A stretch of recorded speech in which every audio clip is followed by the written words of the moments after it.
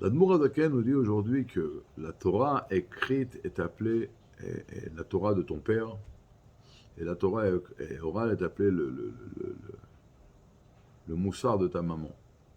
Pourquoi la Torah écrite est comparée au papa et la Torah orale, à la maman?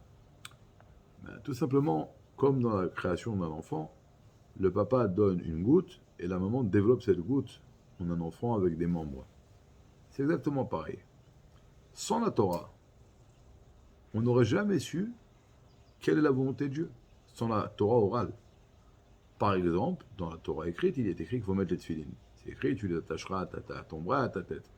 Mais on n'aurait jamais su comment, où les mettre exactement, comment doivent être écrits les tefilines, des cubes noirs, etc., etc. Toutes les lois qui concernent les tefilines, sans la Torah orale, nous n'aurons jamais su, quelle était l'intention de la Torah écrite lorsqu'elle a dit de mettre les tefilines. Et que sont des tefilines? C'est pareil pour les lois de Shabbat. Il est interdit de faire des travaux sans la Torah orale.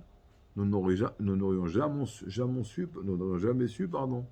quels sont de mettre les travaux interdits, etc., etc.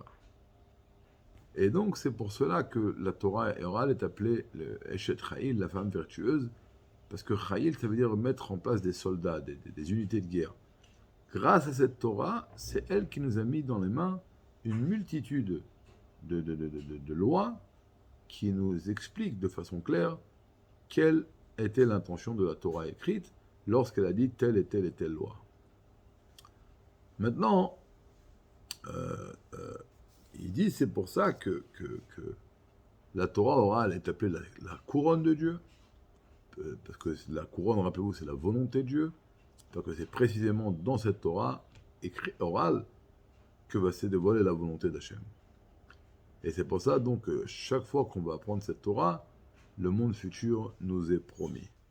Donc de là, on comprend l'importance d'étudier la Mishnah, la Gemara, la Halacha, le domaine dans la Torah, grâce auquel nous savons quelle est exactement la volonté de Dieu et comment se comporter en tant que juif.